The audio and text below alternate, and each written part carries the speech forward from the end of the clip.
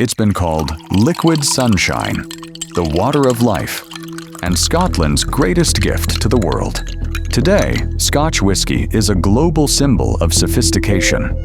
A single bottle can fetch hundreds, thousands, or even millions of dollars at auction, but it wasn't always this posh. Centuries ago, it was a rough, fiery moonshine, distilled in backyard pots to survive brutal winters. How did a harsh peasant drink evolve into the world's most coveted spirit? Pour yourself a glass, and let's dive into the fascinating, sometimes rebellious story of Scotch whisky. Our story starts over 500 years ago. The word whiskey comes from Gaelic, which literally translates to water of life.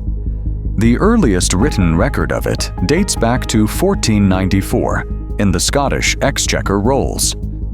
A monk named Friar John Core was commissioned by the king to make aqua vitae using 8 bowls of malt. That's enough to make about 1,500 bottles. Back then, distilling wasn't about savoring notes of vanilla or peat. It was medicinal. It was used to treat everything from smallpox to joint pain, and to keep warm during the biting Scottish winters. But it didn't stay in the monasteries for long. Soon, everyday farmers realized they could turn their excess barley into a potent drink. And that's when things got complicated. In 1707, the Act of Union united Scotland and England. The new government looked at Scotland's booming love for whiskey and saw one thing: pound and lots of it. They slapped massive taxes on production. The Scots' response? An enthusiastic, absolutely not. This sparked a century-long game of cat and mouse.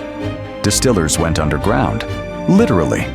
They hid illicit stills in deep Highland glens, caves, and under floors.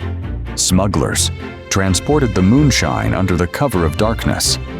By the early 1800s, over half of the whiskey drunk in Scotland was completely illegal. But here's the twist. The illegal Highland whiskey tasted better than the legal lowland stuff because it was made with care and dried over local peat fires. It was so good that even King George IV demanded the illegal stuff during a visit to Edinburgh. Realizing they couldn't beat them, the government changed the rules. The Excise Act of 1823 cut taxes and made licensing affordable. The smugglers came out of the shadows, legalized their operations, and the modern Scotch industry was born. For a long time, Scotch was mostly single malt, made from 100% malted barley at a single distillery. It was heavy, intense, and an acquired taste. But in the 1830s, an Irishman named Aeneas Coffey patented a new kind of still, the column still. This allowed for continuous distillation of grain whiskey, which was much lighter and cheaper to produce. Scottish grocers, names you might recognize today, like John Walker, George Ballantyne, and the Chivas brothers, started mixing light grain whiskey with flavorful Highland single malts. This was the birth of blended Scotch. It was smooth, consistent, and highly approachable. In the late 19th century, a tiny insect called phylloxera wiped out France's vineyards. Suddenly, there was no wine, and more importantly, no cognac. But it was a boon for Scotland. The upper classes of London and Europe needed a replacement. They turned to blended Scotch, and it conquered the world. Scotch isn't just a style, it's a legally protected title. To be called Scotch whisky, strict laws must be followed. Rule 1: it must be fermented, distilled, and aged entirely in Scotland. Rule 2: it must be aged in oak casks for a minimum of 3 years. Rule 3: if there is an age statement on the bottle, say 12 years, that number must reflect the youngest whiskey in that bottle. and geography matters. The Scotch-producing regions of Scotland each have their unique taste. Highlands, the largest geographical region. Because of its massive size, the flavor profile varies wildly from robust, sweet, and malty in the north to lighter, fruitier drams in the south. Famous distilleries are like Glenmorangie, Dalmore, and Oban.